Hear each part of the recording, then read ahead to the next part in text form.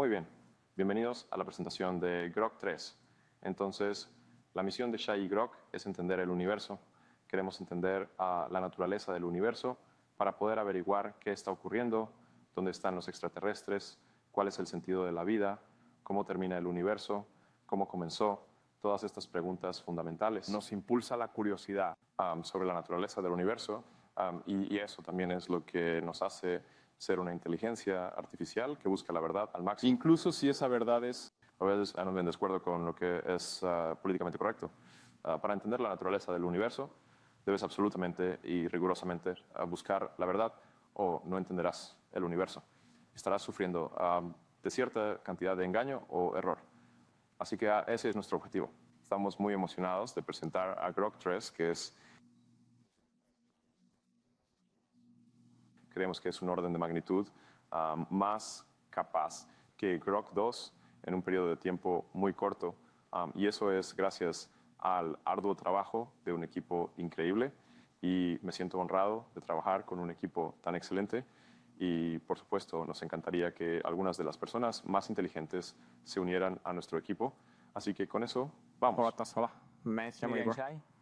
Soy Jimmy Paul, liderando la investigación, bien trabajando Estoy hablando. en el equipo de razonamiento. Está bien, soy Elon. No hago nada, solo aparezco de vez en cuando. Sí, como mencioné, Grok es la herramienta en la que estamos trabajando. Grok es nuestra inteligencia artificial que estamos desarrollando aquí en Kisai y hemos estado trabajando muy duro durante los últimos meses para mejorar Grok tanto como podamos, para poder dársela a todos ustedes, para que todos ustedes puedan tener acceso a ella. Creemos que va a ser extremadamente útil. Creemos que va a ser interesante hablar con una inteligencia divertida, realmente divertida. Y vamos a explicarte cómo hemos mejorado a Grok durante los últimos meses. Hemos dado un gran salto en capacidades. En realidad, quizás deberíamos explicar por qué lo llamamos Grok. Grok es una palabra de una novela de Heinlein, Forastero en Tierra Extraña, y la utiliza un tipo que fue criado en Marte. Y la palabra Grok significa comprender algo de manera completa y profunda. Eso es lo que significa la palabra Grok, comprender algo de manera completa y profunda. Y la empatía es importante. Sí, entonces, si trazamos el progreso de Exías en los últimos meses, solo han pasado 17 meses desde que comenzamos con nuestro primer modelo. Grok 1 era casi como un juguete en este punto, solo 314.000 millones de parámetros. Y ahora, si estamos orgullosos del progreso, el tiempo en el eje X, el rendimiento de los números de referencia favoritos, MMLU en el eje Y, literalmente estamos progresando a una velocidad sin precedentes en todo el campo. Y luego lanzamos Grok 1.5, justo después de Grok 1, lanzado después de noviembre de 2023, y luego Grok 2. Así que si miramos de dónde proviene todo el rendimiento, cuando tienes un equipo de ingeniería muy correcto y todo el mejor talento en inteligencia artificial, solo hay una cosa que necesitamos.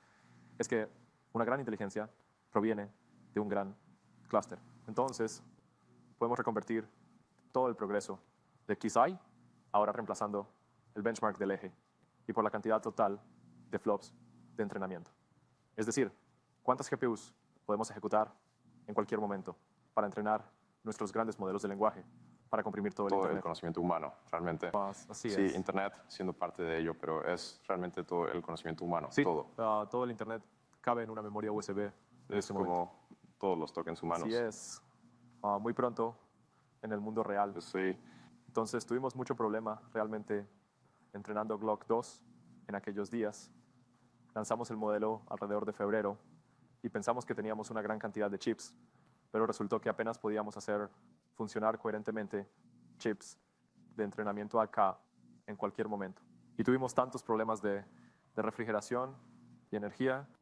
Creo que estabas allí en el centro de datos. Sí, era como realmente más bien 8.000 chips en promedio al 80% de eficiencia, más como 6.500 efectivos entrenando, ya sabes, varios meses. Pero ahora somos 100.000, más de 100.000. Eso es correcto. Entonces, ¿cuál es el siguiente paso, verdad? Así que después del bloque 2, si queremos continuar acelerando, tenemos que tomar el asunto en nuestras manos. Tenemos que resolver todos los problemas de refrigeración, todos los problemas de energía y todo. Entonces, en abril del año pasado, Elon decidió que realmente la única manera para que XI tenga éxito, para que XI construya la mejor inteligencia artificial que existe, es construir nuestro propio centro de datos. Así que no teníamos mucho tiempo para eso porque queríamos darte go free lo más rápido posible. Entonces realmente nos dimos cuenta de que teníamos que construir el centro de datos en unos 4 meses. Resultó que nos tomó 122 días poner en funcionamiento las primeras 100,000 unidades de procesamiento gráfico y fue un esfuerzo monumental poder hacerlo. Creemos que es el clúster H100 totalmente conectado más grande de su tipo. Y no nos detuvimos ahí. De hecho, decidimos que necesitamos duplicar el tamaño del clúster prácticamente de inmediato si queremos construir el tipo de inteligencia artificial que queremos construir. Tuvimos otra fase de la que aún no hemos hablado públicamente, así que esta es la primera vez que hablamos de esto, donde duplicamos la capacidad del centro de datos nuevamente, y eso solo nos tomó 92 días. Así que hemos podido usar todas estas GPUs, usar todo este cómputo para mejorar. Mientras tanto, y básicamente hoy, vamos a presentar los resultados de eso, los frutos que surgieron de eso. Sí, así que todos los caminos, todas las rutas llevan al gráfico 3. 10 veces más computación. Sí, de verdad. Hasta la próxima, realmente. Tal vez 15 veces. Sí, en comparación con nuestro modelo de la generación anterior. Y el gráfico 3 terminó el preentrenamiento a principios de enero. El modelo todavía está entrenándose, de hecho. Así que esto es un pequeño adelanto de nuestros números de referencia. Evaluamos gráfico 3 en 3 categorías diferentes: en razonamiento matemático general, en conocimiento general sobre STEM y ciencia, y también en informática, codificación. Entonces, Amy, American Invitational Mathematician, He realizado un examen. sabes, una vez al año. Y si evaluamos el rendimiento del modelo, podemos ver que el Grok 3, en todos los aspectos, está en una liga propia. Incluso su hermano menor, Grok 3 Mini, está alcanzando la frontera en comparación con todos los otros competidores. Dirías, bueno, en este punto, todos estos benchmarks, solo estás evaluando la memorización de los libros de texto, la memorización de los repositorios de GitHub. ¿Qué tal la utilidad en tiempo real? ¿Qué tal si realmente usamos esos modelos en nuestro producto? Así que lo que hicimos en su lugar es iniciamos una prueba a ciegas de nuestro modelo sin grafos, de nombre en clave chocolate. Hace bastante calor. Sí, chocolate caliente. Y, ¿sabes? He estado operando en esta plataforma llamada Chocolate Arena durante 2 semanas. Creo que toda la plataforma X en algún momento especuló que esto podría ser la próxima generación de inteligencia artificial que se viene. Entonces, ¿cómo funciona esta Chocolate Arena? Es que elimina toda la superficie del producto, ¿verdad? Es solo una comparación en bruto del motor, de esas interfaces de programación de aplicaciones, de los modelos de lenguaje en sí mismos, y coloca la interfaz donde el usuario enviará una sola consulta y puedes mostrar 2 respuestas. No sabes de qué modelo provienen. Y al final, haces la votación. Entonces, en esta prueba a ciegas, Grok 3, una versión temprana de Grok 3, ya alcanzó 1400. Ningún otro modelo había alcanzado una puntuación ELO. Tuvo que tener comparación con todos los otros modelos en esta puntuación. Un solo gato. Es 1400 agregados en todas las categorías de capacidades, de chatbot, seguimiento de instrucciones, programación. Así que es el número 1 en todas las áreas en esta prueba ciega. Y sigue subiendo, así que de hecho tenemos que seguir actualizándolo. Así que es alrededor de 1400 y subiendo. De hecho, tenemos una versión del modelo que creemos que ya es mucho mejor que la que probamos aquí. Veremos hasta dónde llega, pero esa es de la que estamos hablando hoy. Sí, entonces, en realidad, una cosa, si estás usando Grok 3, creo que podrías notar mejoras casi todos los días, porque estamos mejorando el modelo continuamente. Así que, literalmente, incluso dentro de 24 horas, verás mejoras. Pero creemos aquí en XI que obtener el mejor modelo de preentrenamiento no es suficiente. Eso no basta para construir la mejor inteligencia artificial. Y la mejor inteligencia artificial necesita pensar como un humano. Contemplará todas las posibles soluciones. Autocrítica, verificar todas las soluciones, retroceder y también pensar desde los primeros principios. Esa es una capacidad muy importante.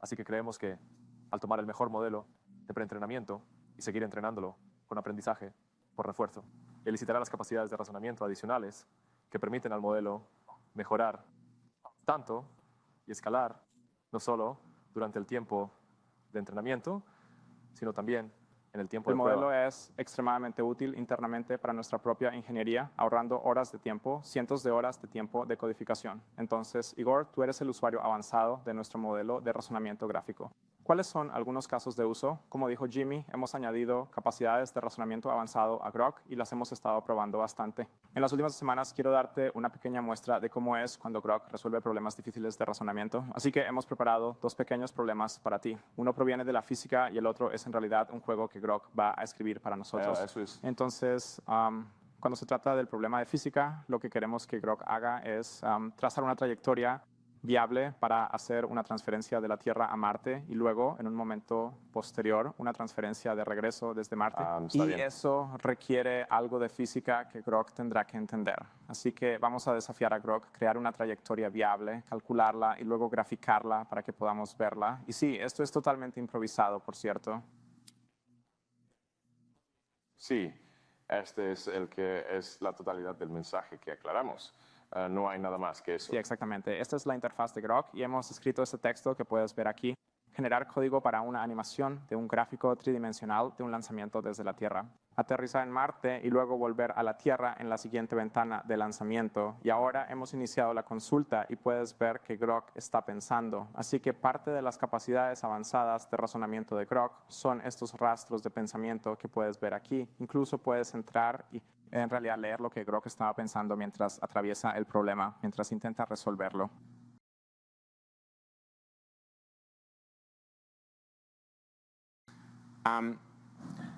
Yeah, we should like we are doing some obscuration of the thinking so that our model doesn't get totally copied instantly. So there's more to the thinking than is displayed. Yeah. Yeah, and because this is totally unscripted, there's actually a chance that Grok might make a little coding mistake and it might not actually work. Just in case, we're going to launch 2 more instances of this, so if something goes wrong, we'll be able to switch to those and show you something that's presentable. Right, so we're kicking off the other 2 as well. And like I said, we have a second problem as well.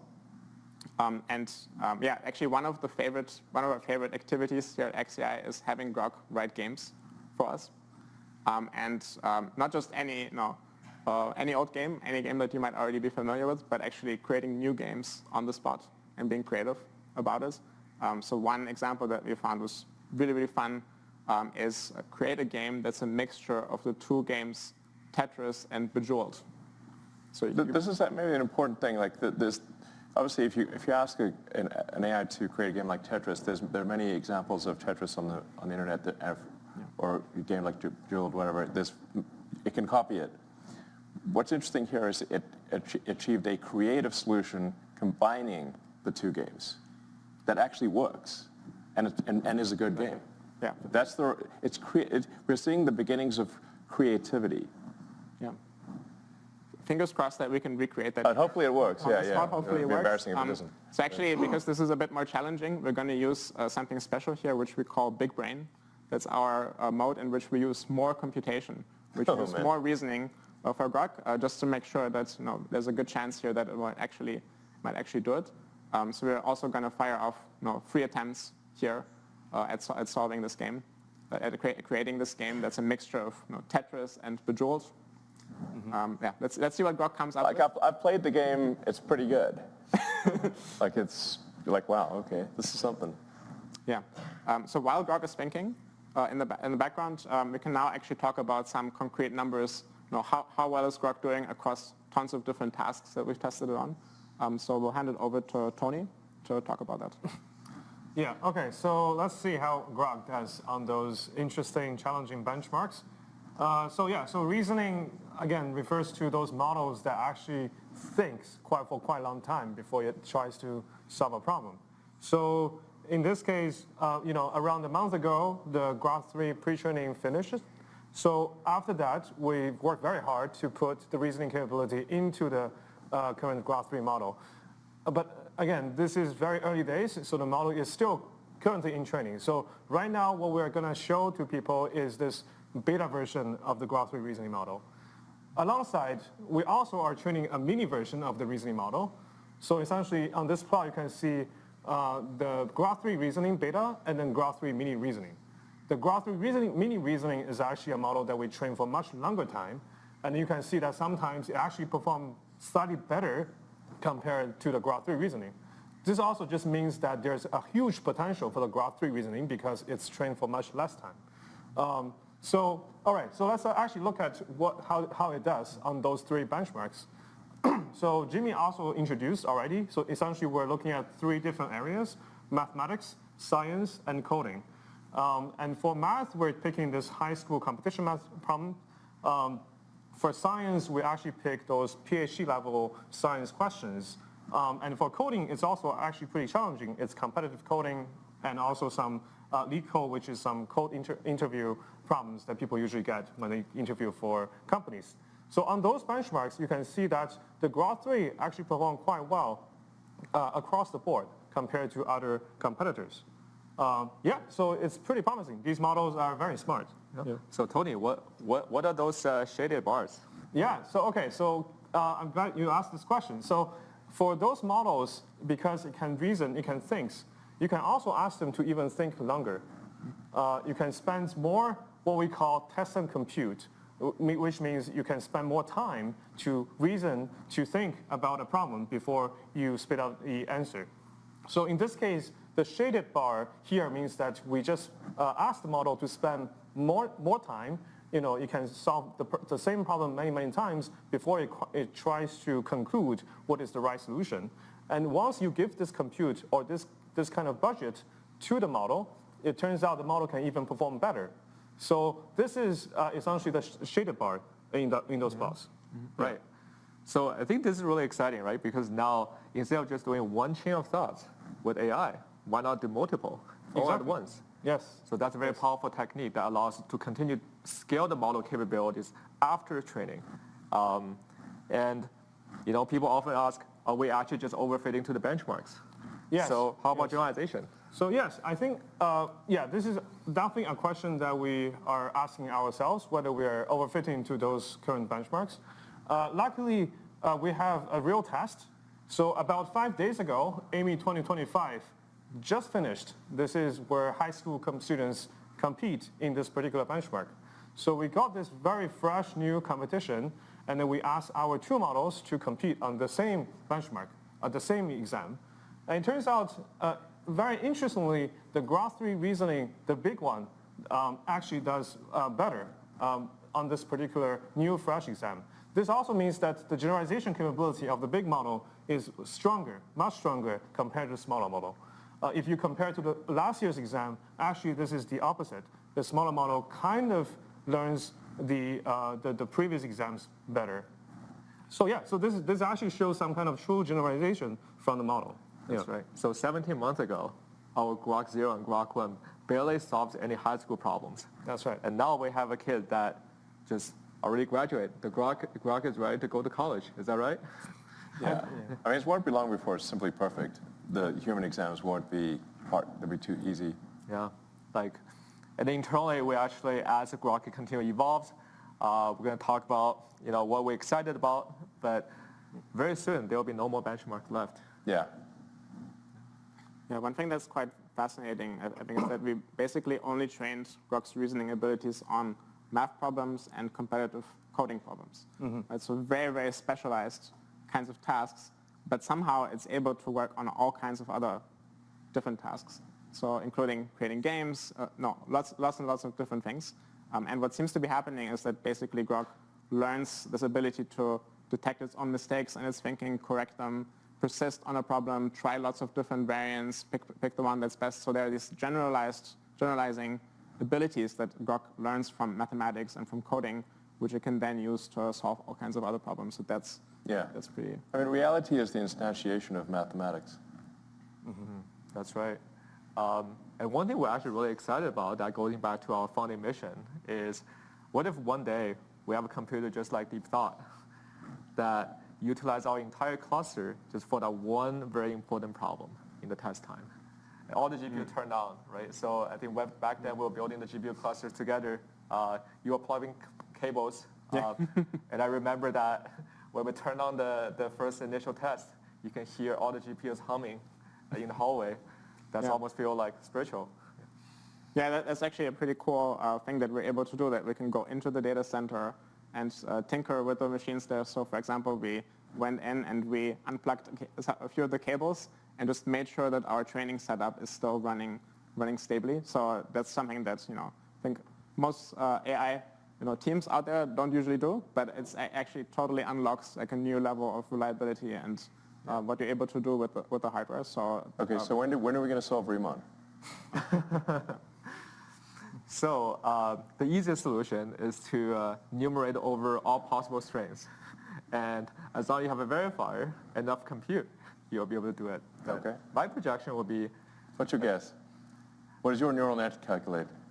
so my bold prediction, so 3 years ago I told you this, I think now it's 2 years later, two things are going to happen. We're going to see machines win some medals. Yeah. That's Turing's Award, Absolutely.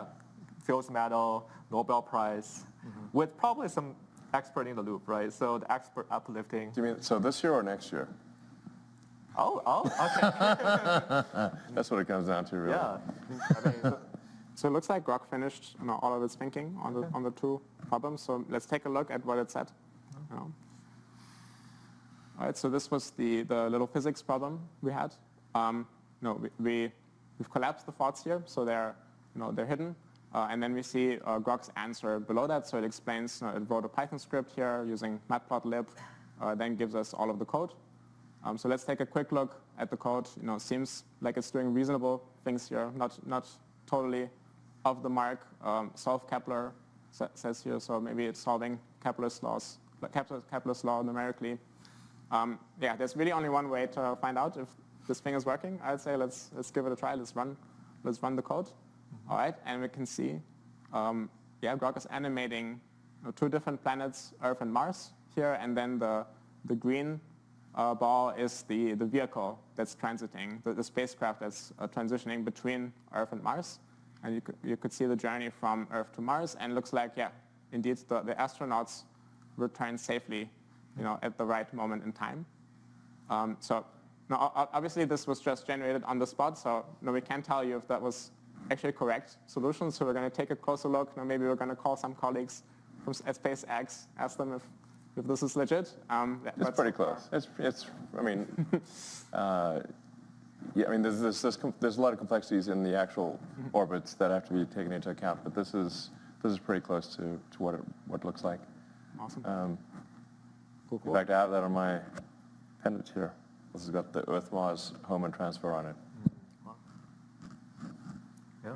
When are we going to install Grok on a rocket? Well, I suppose in 2 years. 2 years? Everything is 2 years away. Well, Earth and Mars transit occurs every 26 months. We're currently in a transit window approximately. The next one would be November of next year, roughly, end of next year. And if all goes well, SpaceX will send Starship rockets to Mars, and with Optimus robots and Grok. Yeah, I'm curious what this combination of Tetris and Bejeweled looks like. The Tetris, as we've named it internally. We also have an output from Grok here. It says wrote a Python script, explains that it's what it's been doing. If you look at the code, there's some constants that are being defined here, some colors. Then the trominos, the pieces of Tetris are there. Obviously, very hard to see at one glance if this is good. So we gotta run this to figure out if it's working. Well, let's give it a try. Fingers crossed. All right. So this kind of looks like Tetris, but the colors are a little bit off, right? The colors are different here, and if you think about what's going on here, Bejeweled has this mechanic where if you get 3 jewels in a row, then they disappear, and also gravity activates, right? So what happens if you get 3 of the colors together? Oh yeah, so something happened. So I think what Grok did in this version is that once you connect at least 3 blocks of the same color in a row, then gravity activates and they disappear, and then gravity activates and all the other blocks fall down. I'm kind of curious if there's still a Tetris mechanic here where if the line is full, does it actually clear it, or what happens then? It's up to interpretation, so who knows? Yeah, it'll do different variants when you ask it. It doesn't do the same thing every time. Exactly. We've seen a few other the Tetris that worked very differently, but this one seems cool. So, yeah. Are we ready for Game Studio at X.AI? Yes. So we're launching an AI gaming studio at XAI. If you're interested in joining us in building AI games, please join XAI. We're launching an AI gaming studio. We're announcing it tonight. Let's go. Epic Games. But wait, that's an actual game studio. Yeah. Yeah. All right. So I think one thing that's super exciting for us is that once you have the best pre-trained model, you have the best reasoning model, right? So we already see that when you actually give the capability for those models to think harder, think longer, think more broad, the performance continues to improve. And we're really excited about the next frontier, that what happens if we not only allow the model to think harder, but also provide more tools, just like how real humans to solve those problems. For real humans, we don't ask them to solve Riemann hypothesis just with a piece of pen and paper, no internet. So with all the basic web browsing, search engine, and code interpreters, that builds the foundations, and the best reasoning model builds the foundations for the Grok agent to come. So today we're actually introducing a new product called Deep Search. That is the first generation of our Grok agents that not just helping the engineers and researchers and scientists to do coding, but actually help everyone to answer questions that you have day to day. It's a kind of like a next generation search engine that really help you to understand the universe. So you can start asking questions like, for example, hey, when is the next Starship launch day, for example? So let's try that, hit the answer. On the left-hand side, we see a high-level progress bar. Essentially, the model not only just going to do one single search like the current RAG system, but actually thought very deeply about, hey, what's the user intent here? And what are the facts I should consider at the same time? And how many different websites I should actually go and read their content, right? So this can really save hundreds of hours of everyone's Google time if you want to really look into certain topics.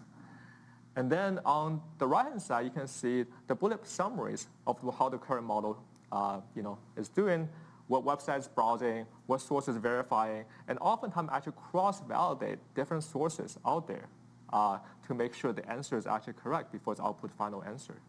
And we can, at the same time, fire up a few more queries. How about, you're a gamer, right? So sure. Yeah, so how about what are some of the best builds and most popular builds in Python Excel? Hardcore, right? Hardcore league. You can technically just look at the hardcore ladder. Might be a fast way to figure it out. Yeah, we'll see what the model does. And then we can also do, something more fun. For example, how about make a prediction about the March Madness out there? Yeah, so this is kind of a fun one where Warren Buffett has $1 billion bet. If you can exactly match the entire winning tree of March Madness, you can win $1 billion from Warren Buffett. So it would be pretty cool if AI could help you win $1 billion from Buffett. That seems like a pretty good investment. Let's go. Yeah. All right, so now let's fire up the query and see what model does. So we can actually go back to our very first one. How about the... Buffett wasn't counting on this. It's already done. That's right. Okay, so we got the result of the first one, and model thought around 1 minute. So the key insight here, the next Starship is going to be on 24th or later, so no earlier than February 24th. It might be sooner. So I think we can scroll down what the model does. So it does a little research on the Flight 7, what happened, got grounded, and actually it looked into the FCC filing, from its data collections, and then actually made a new conclusion that, if we continue to scroll down, let's see, right. Yeah, so it makes the little table, I think, inside XAI, we often joked about the time to the first table is the only latency that matters. So that's how the model makes the inference and look up all the sources. And then we can look into the gaming one. So how about the,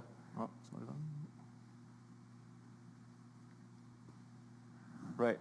So for this particular one, we look at, the build is light and, it's kind of like all the meta. Right? Yeah. So what the inferno is, but if we go down, so the surprising fact of all the other builds, so it look into the 12 classes. So we'll see that the minion build was pretty popular whenever the game first came out, and now the invokers of the world took over. Monk Invoker for sure. Yeah, that's right. Yeah, followed by the Stormweavers, and that's really good at mapping. So, and then we can see the March Madness. How about that? So, one interesting thing about the deep search is that if you actually go into the panel where it shows, what are the subtasks, you can actually click the bottom left of this, right? And then in this case, you can actually scroll through, actually reading to the mind of Grok. What informations does the model actually think about are trustworthy, what are not? How does it actually cross-validate different information sources? So that makes the entire search experience and information retrieval process a lot more transparent to our users. And this is much more powerful than any search engine out there. You can literally just tell it, only use sources from X, and it will try to respect that. Yeah. And so it's much more steerable, much more intelligent than. I mean, it really should save you a lot of time. So something that might take you half an hour or an hour of researching on the web or searching social media, you can just ask it to go do that and come back, and 10 minutes later, it's done an hour's worth of work for you. That's really what it comes down to. Exactly. And maybe better than you could have done it yourself. Yeah. Think about you have infinite amount of interns working for you. Now you can just fire up all the tasks and come back a minute later. So this is going to be an interesting one. So March Madness had not happened yet. So I guess we have to follow up with a next live stream. Yeah. It seems like pretty good. Like $40 might get you $1 billion. $40 subscription. That's right. I mean, my word. So so when are the users going to have their hands on Grok 3? Yeah, so the good news is we've been working tirelessly to actually release all of these features that we've shown you, the Grok 3 base model with amazing chat capabilities that's really useful, that's really interesting to talk to, the deep search, the advanced reasoning mode, all of these things. We want to roll them out to you today, starting with the Premium Plus subscribers on X. So it's the first group that will initially get access. Make sure to update your X app if you want to see all of the advanced capabilities, because we just released the update now as we're talking here.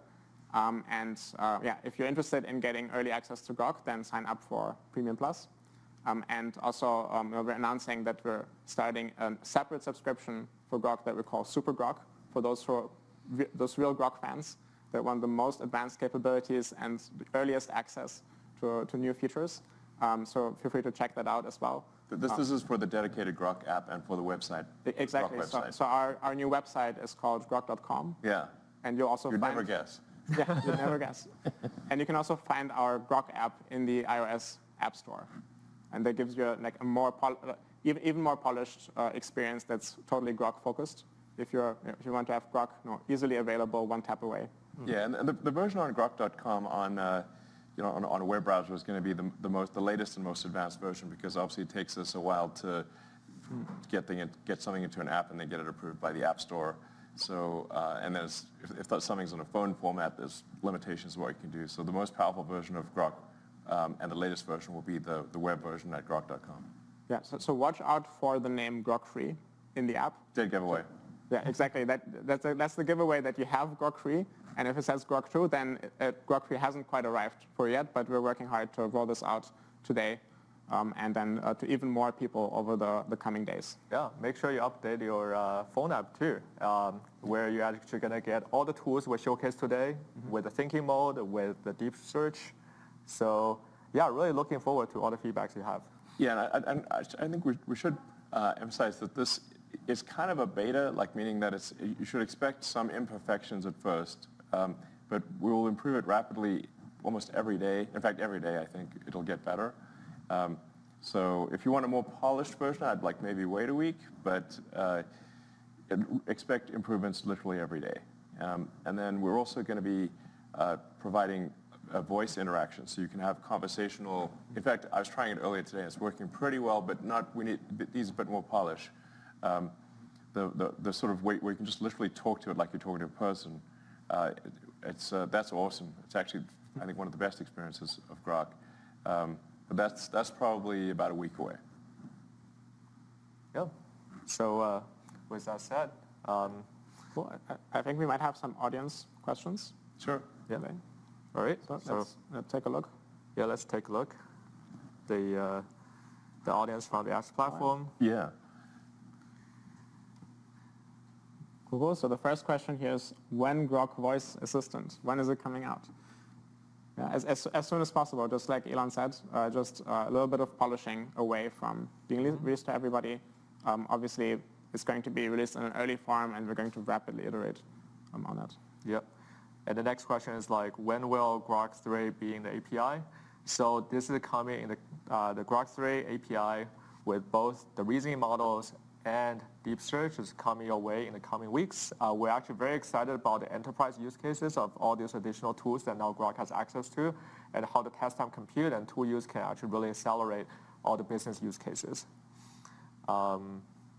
Another one is, will voice mode be native or text-to-speech? So I think that means, is it going to be one model that is understanding what you say and then talking back to you, or is it going to be some system that has text-to-speech inside of it? And the good news is it's going to be one model, like a variant of Grok 3 that we're going to release, which basically understands what you're saying and then generates the audio directly from that. So very much like Grok 3 generates text, that model generates audio. And that has a bunch of advantages. I was talking to it earlier today, and it said, "Hi, Igor," reading my name probably from some text that it had.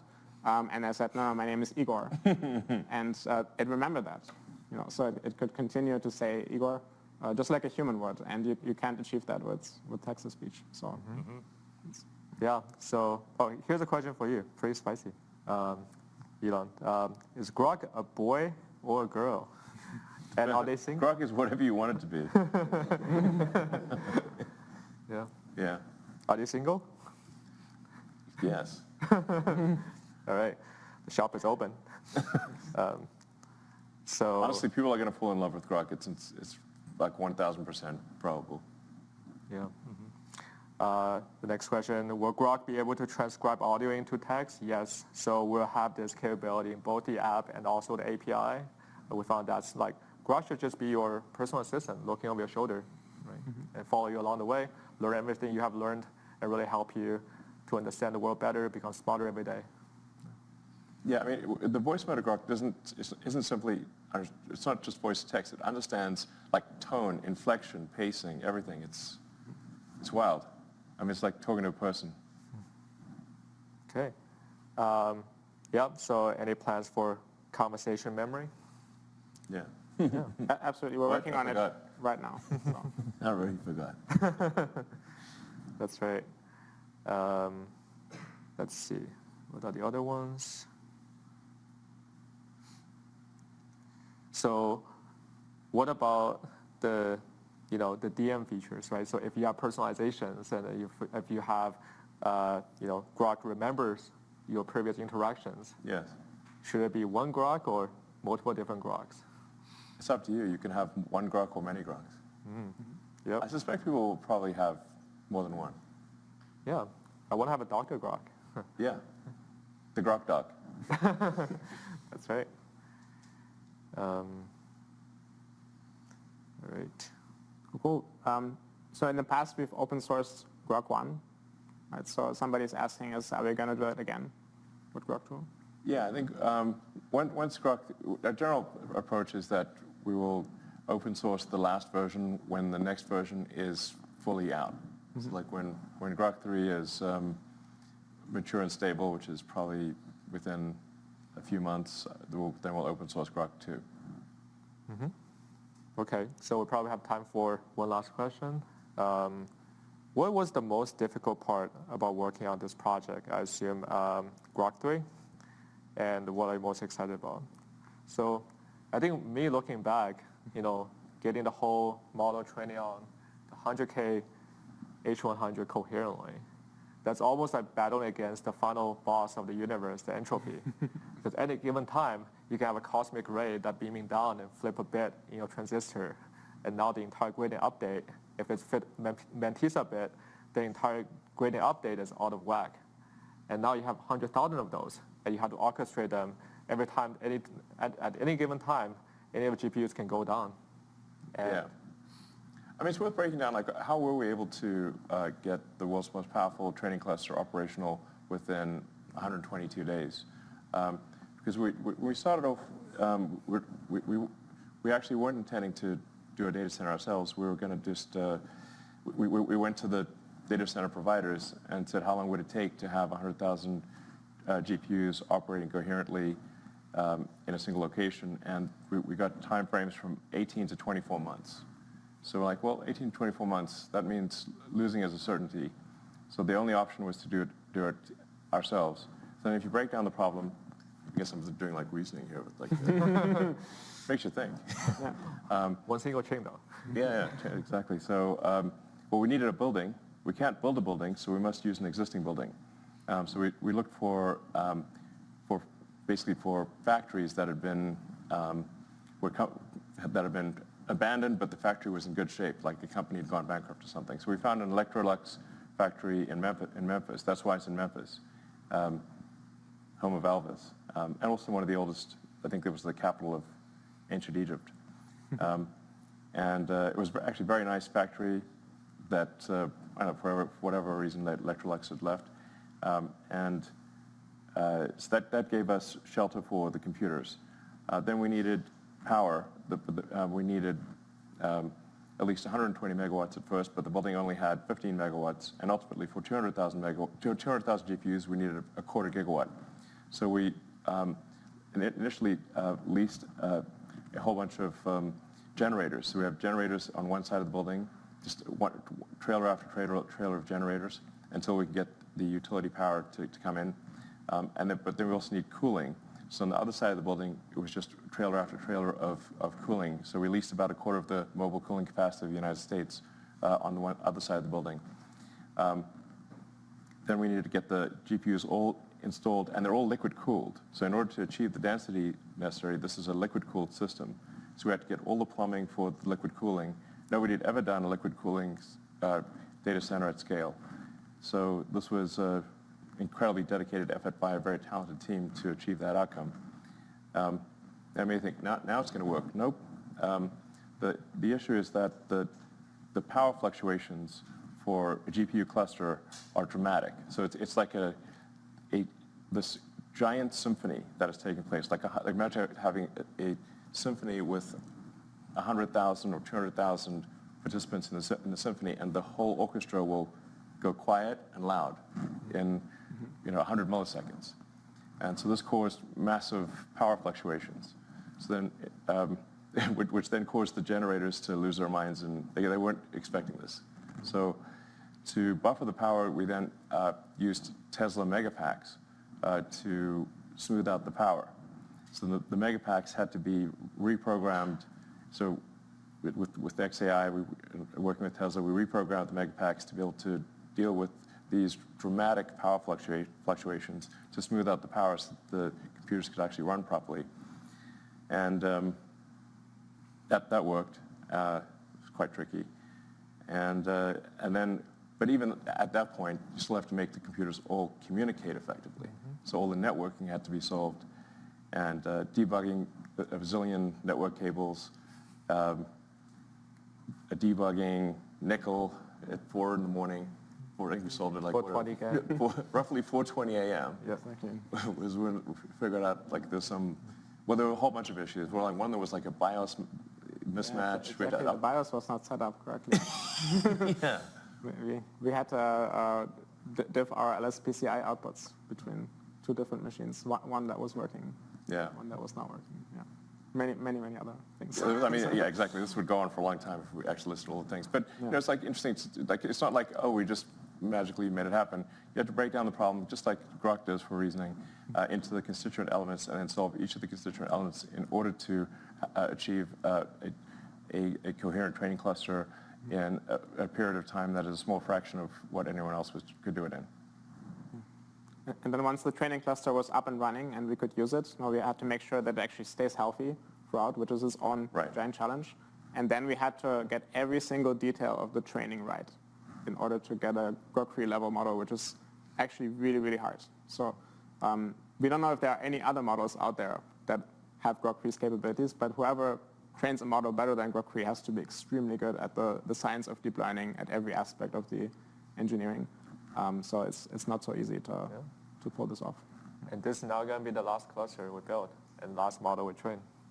Oh yeah, we've already started work on the next cluster, which will be about 5 times the power. So instead of a quarter gigawatt, roughly 1.2 gigawatts.